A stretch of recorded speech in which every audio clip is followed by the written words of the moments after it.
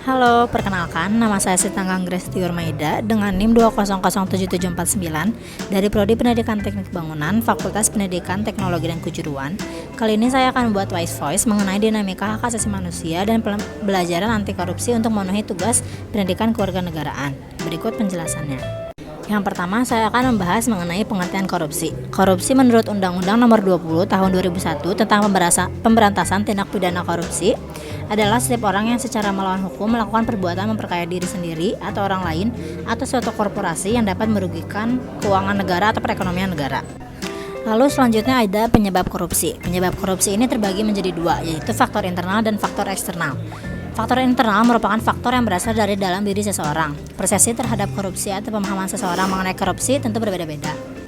Adapun beberapa pernyataan ahli yang menyimpulkan beberapa poin penyebab korupsi di Indonesia adalah sebagai berikut. Yang pertama, peninggalan pemerintahan kolonial. Yang kedua, kemiskinan dan ketidaksamaan.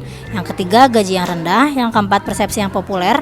Yang kelima, pengaturan yang bertele-tele. Dan yang terakhir, pengetahuan yang tidak cukup dari bidangnya.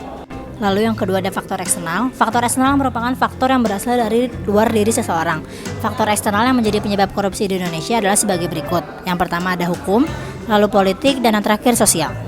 Lalu yang terakhir saya akan membahas mengenai dampak korupsi di Indonesia. Tentunya tindakan korupsi merupakan tindakan yang sangat merugikan negara. Beberapa di antaranya yaitu melambatnya pertumbuhan ekonomi suatu negara, lalu menurunnya investasi, lalu meningkatnya kemiskinan, dan yang terakhir meningkatnya ketimpangan pendapatan. Selain merugikan negara, korupsi juga dapat menurunkan tingkat kebahagiaan masyarakat di suatu negara. Di Indonesia, korupsi berkorelasi negatif signifikan dengan tingkat pertumbuhan ekonomi, investasi, tingkat belanja kesehatan publik, dan pendapatan per kapita. Korupsi di Indonesia juga berkorelasi positif signifikan terhadap kemiskinan dan ketimpangan pendapatan. Maka dari itu perlu mengidentifikasikan kerugian negara yang ditimbulkan akibat korupsi. Nah, dari dampak yang sudah saya paparkan, dapat kita simpulkan bahwa korupsi merupakan tindakan yang sangat merugikan. Oleh karena itu, mari kita berantas korupsi bersama-sama.